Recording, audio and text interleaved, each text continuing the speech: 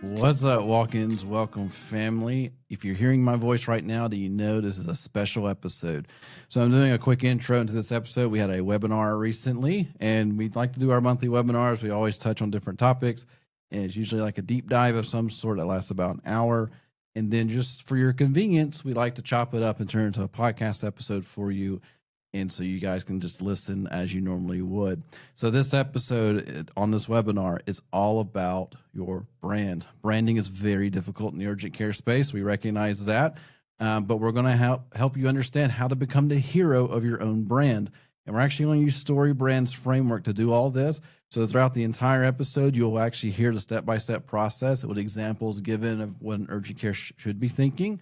And it will give you an opportunity to say, am I doing this with my urgent care currently? How could I improve? So I hope you guys enjoy this episode. It was actually a lot of fun to do because it's a little bit outside of our wheelhouse typically, because we're more just pure marketing and not branding. So bringing in the StoryBrand side of things is a lot of fun. And I think you're going to enjoy the episodes. If you've ever heard of StoryBrand, we're actually going to walk you through some of that process, and then it will make you think real hard about what is the actual experience a patient's getting, and we'll help guide you through all that. We're going to set this up. So we're going to go through this is the 7-step process of a StoryBrand piece. Now, we are not StoryBrand certified, so we'll just put that out front, but we can ask questions and have answers and let you guys think on these things a little bit. So we're going to ask the question. We put prompts in there for you. Yeah, right, exactly. So we'll have these questions here, and then Nick's going to talk about what kind of answer would this look like, type of thing. For Ray's urgent care. Yeah, for Ray's urgent care. There you go. First question, go. Yeah, so first question. So we're talking about the character piece of it. Who is your ideal patient? What are they looking for when they come to an urgent care clinic? And what do they value most? Speed, affordability, compassion, trust, convenience? Think about it before we give you a sample. I'll give you just a second to think about it, because who is your ideal patient? It's not just the mom that's 35 years old. That's right. It's not just that. So it's much more than that. All right. You want to get crystal clear as much as possible on who you are talking to. Who is your hero? Go. All right. So here's the sample. All right. You are a busy family. I'm talking to busy families and working professionals who need fast, reliable medical care without the hassle of long waits or expensive ER visits. So we framed it in such a way that you're looking for a family who works, who don't have time to go to the urgent care. But we framed it in a very quick, kind of buttoned up way of saying it. I would have rather written this as busy moms. That's how I would have. Now that I've read it and had time to think about it, I would have said busy moms and working moms. Yep. Working professionals who need fast, reliable medical care without the hassle of long waits at the expensive ER visits. So that's how I would have framed it differently now, having gone back and thought about it some more. So it's not just like I'm the alternative to an ER. It's the I don't want to go to an ER mindset. Like I already have a perception, like if I go to an ER, I'm going to be wasting half my day and I don't have any PTO time left. So I want to do this, and I don't want it to come across as controversial, but I want you to really think about the market that you're serving. Okay. Yep. I live in Pelham. Pelham has a very heavy Hispanic population. Okay. And so it might be, I am looking at the Hispanic individual who can only do things after 4 p.m. and they need a cash pay option. That could be my hero. It could be a very affluent neighborhood that's a completely different, like in Homewood, right? And you're talking to the stay-at-home mom who, while her family is at school, she's finally getting time to take care of herself, however you want to look at that. Yep. So it doesn't have to be a single or a married mother of two. Like, think about where you live before you frame that question. Let's keep going for time's sake. Because for like the urgent care side, community, Matt, communities, you're such an important part of the community, and you have to think about that. Yeah, absolutely. All right. So now we're moving on to the problem. What are they struggling with? What external problems do your patients face? We talked about the long ER wait time as an example. What internal problems do they feel? Are they just worn out on the inside? Are they frustrated? Is there a villain in their story? Like, is it a cost thing? Is it something like they want to be better taken care of? What's that insurance company? Is there an insurance company that we just don't like that people talk about here? Villain? So we'll give you just a second to think about it before we give you a sample. But now we're going to that person, right? So you've identified the hero. Now you're identifying what are they facing as the hero, and it's internally, not so much externally. That's right. All right, 3, 2, 1. Okay. All right, they're frustrated. ER times are long and they have limited options and they can't get timely appointments with their primary care doctor. I'm telling you, primary care doctors are booking out months in advance now. And they feel anxious when unexpected illness or injury strikes. So another way to think about is I'm serving up empathy quickly. Yeah. Right. Especially with that anxiety. And I'm telling you, just as somebody who isn't a very anxious person, I'm not. The minute I get into a medical facility, I'm a little like I can feel the tension in my shoulders, things like that. And I don't really know how to explain it, but I know it's there. So I don't want to go to an ER. I'm frustrated by those wait times. I can't get timely appointments. I don't have time to wait for a primary doctor, and I have anxiety.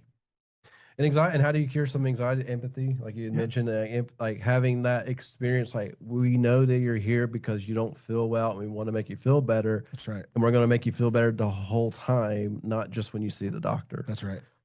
All right. Number 3, the guide. This is you. When we say the guide, it's not a booklet. It's the Obi-Wan Kenobi or Yoda. This is you, the clinic, right? This is you, the brand. Why should your clinic be trusted as the solution? Because you got competitors. Why are they being trusted more often than you are being trusted? Ask yourself, what credentials, experience, patient stories can demonstrate you have authority in this? Like, let me just show you why you should trust us because you've never talked to us before. Let me kind of show this off a little bit, right? And then how do you show empathy for what patients are going through? Like we talked about, empathy is really key. Because at the end of the day, they're anxious and they're hurting. And empathy is the quickest way to relieve some of that. But I'll give you guys just a second to think about it. All right, 3, 2, 1. All right. Our experienced, compassionate medical team understands the stress of being sick or hurt, and we're committed to delivering quick, affordable, quality care when patients need it most. Again, the only thing I would probably change about this a little bit now that I've had time to think about it is I would remove anything that talks about us. Yeah. I would only talk about in this sample section is I would talk about you need an experienced, compassionate medical team that understands the stress of being sick because we've been there before and we know what it feels like. Yep. Right. All right. Number 4, the plan. Clarity over complexity. What's your simple step-by-step process for patients? Now, this is interesting because there's this thing how do you make toast? Yeah, the sticky notes. Yeah, so there's a thing called sticky notes we've done, but if you're curious, what does it even mean? Ask yourself, how do you make toast? Then ask the person next to you or whoever next you could talk to, hey, how do you make toast? And you'll be dumbfounded by the differences. Let's do it real quick. Yeah. So how do you make toast? How do I make toast? I go to the cabinet, open the door, grab the bread, take it out, put it in the toaster, push the toaster button down, wait a few minutes, pop it out, put it on the plate. So we're pretty similar in that. Yeah. Right. I don't know that there was much that I would change. So you kind of nailed it. Oh, no. The first time I did this, though, there was somebody that said they would start by planting wheat crops. Oh, yeah. Right. Yeah. They go deep. From wheat crops, they would get a tractor and then they would have to bush hog it down. And then they would take it and they would husk it or whatever it's called. You break the seeds open for the kernels and all that. I mean, they went deep and they talked about how they would talk to the electric company. So anyway, I know that sounds crazy. And then I've heard somebody say, well, I just take a piece of bread and put it in the toaster. That's it. So it could be like, there's a whole facet of this. But clarity over complexity is the biggest key. What is the clear way? Like, for example, when we talk about how we build websites, we build mobile first, high converting websites. Yep. They don't need to know that it's on WordPress and hosted on Bionic. Yeah, they don't need to know that. They know it works. Yeah, they just need to know that when their website is there on a search, that it's going to be found. Yep. They need to know that when somebody schedules on your online scheduler or calls your office, they're going to talk to a human, or or at least the AI that's answering the phone is going to flip it over to them very, very quickly. Flip. Yep. Right? So then the other side of this question is how do you make it easy and stress-free for someone to choose you instead of another option? This is that separator, right? Like that. Here's where the actual experience starts to happen. And so think through that. I'll give you a couple of seconds to kind of think through that and think about all the steps involved, because at the end of the day, becoming a patient is a lot of steps. So just think about that. 3, 2, 1. Okay. Excellent. So you're going to walk in without an appointment. You're going to be seen by a provider within minutes, and you're going to leave with a clear treatment plan and peace of mind with your prescriptions already ordered. Simple enough, right? Let's say it a different way. You're going to be able to save your spot online with our mobile app. And by the time you walk through the door, we're already going to have the information that you put on there that's going to limit the wait time, get you treated, and get you out. Yeah, and so this is something to add to this would be, do your employees know this? Do they know when they pick up that phone, this is the experience you want that patient to have? Because like you said, like the other experience could be they're going to make an appointment and then come in. And so is your front desk encouraging that appointment or just telling them to walk in every single time? I say that because we've seen it and right. it's real. So like think about that. You're the urgent care owner, you're in top management, you know what that brand is about. Does everybody else know what that brand is about? And if it's just not obvious, or you ask, just quiz them, right? Like, which I know is scary. They're like, I don't know.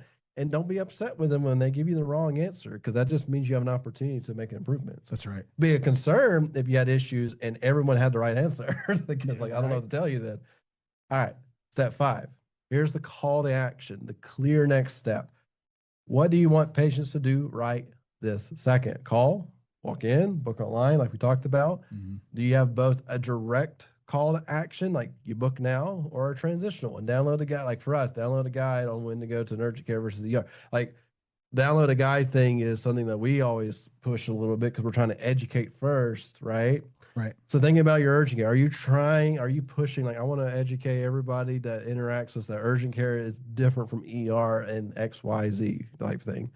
So think about it. So we have a problem here while you're thinking about it. Mhm. One of the things that Michael and I and my team see more often than not, and it's frustrating to me because I don't think it's really what you want, is your number one call to action is pay bill online. Yes. And Yeah. like, do you just not want me to go to your urgent care? Is that what it is? And that's actually when the clinic becomes the hero and not the patient. That's because right. you're trying to make your life easier as a clinic. That's right. Because you probably heard lots of complaints of patients don't know where to go pay their bill. We'll put a big red button on the homepage of the site and they'll see it next time.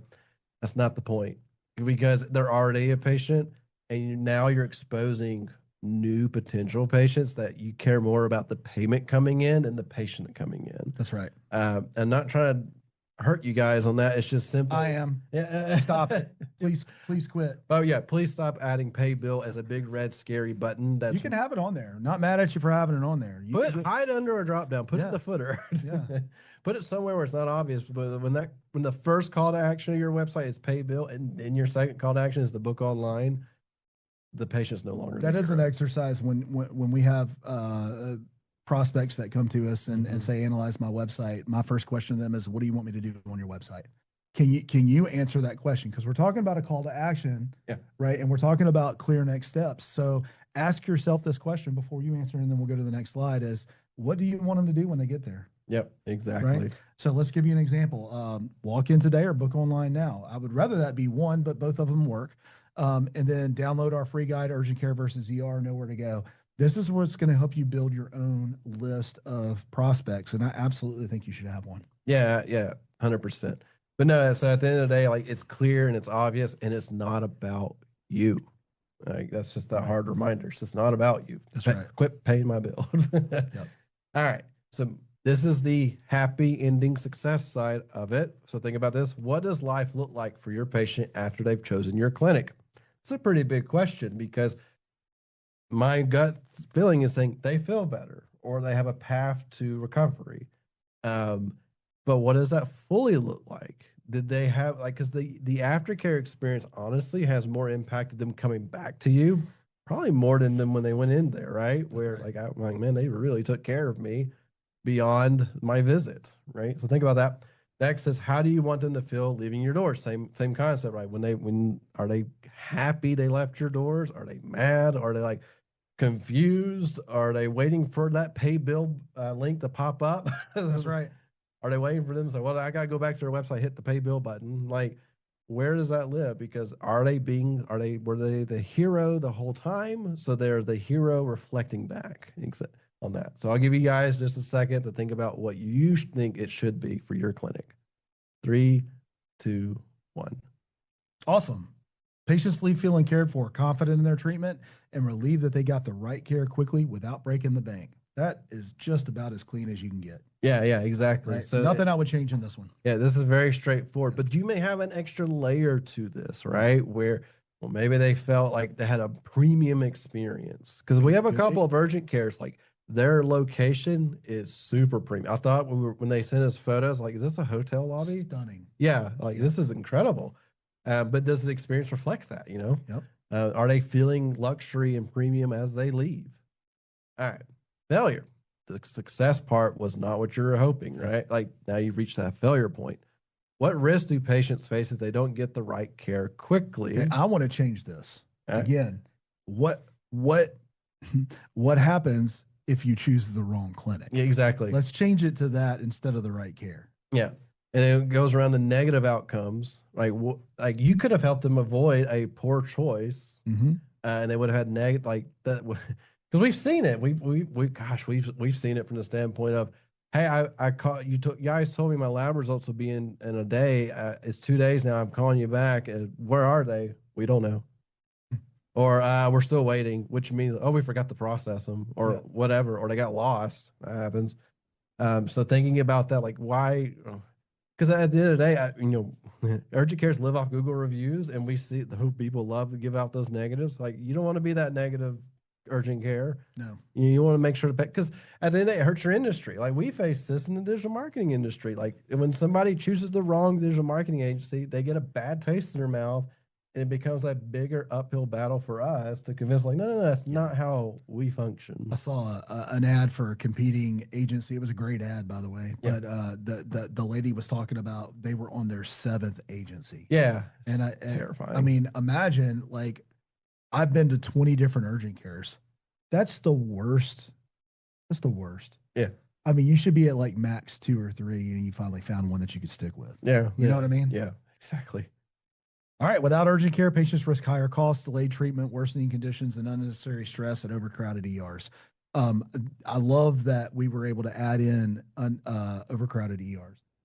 Because sometimes it's not always just like you're delaying your health. Sometimes you're putting yourself in another unhealthy environment, and you don't want to do that either. And we know at the end of the day, urgent care is not ER. And when they feel like they have to go to an ER to get something done because their urgent care experience was not good, they'll never come back. It makes them hard. Or at least yours. The hero gets attacked. Right. So, absolutely. All right. So there you go. All right. I hope you guys enjoyed that episode of that webinar. I hope you understood what your brand is all about. And if you did, you recognize that it's much more than just a logo. Experience does matter. Anyway, I hope you guys enjoyed that. I hope there's some notes there. If you have questions, just send us an email, hello@patientcaremarketingpros.com, and we'll be happy to answer those questions for you. Sit on a strategy session with you and see if we can help answer some additional things. And if you have, as always, if you have some marketing things, we're here to help. Thank you guys for listening again, and we'll catch you on the next one.